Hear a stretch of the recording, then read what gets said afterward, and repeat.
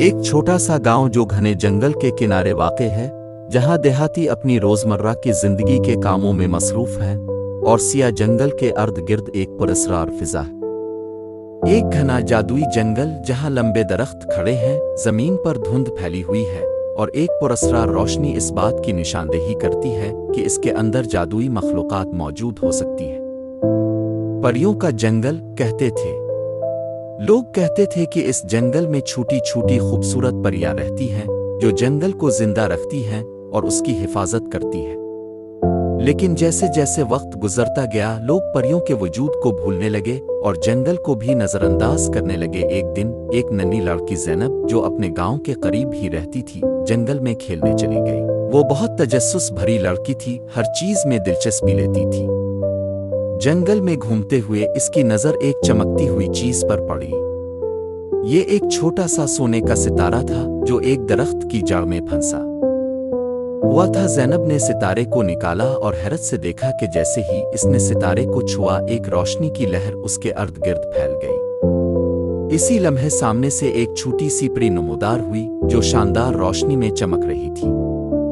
इसका नाम नूर था। नूर ने ज़ैनब को बताया कि वो इस जंगल की परियों की सरदार है और ये कि वो और दूसरी परियां इस जंगल को बचाने के लिए मदद की तलबगार है। नूर ने बताया कि इंसानों ने परियों पर यकीन करना छोड़ दिया है, जिसकी वजह से उनकी ताकत कमजोर हो रही है और जंगल मुरझाने लगा है।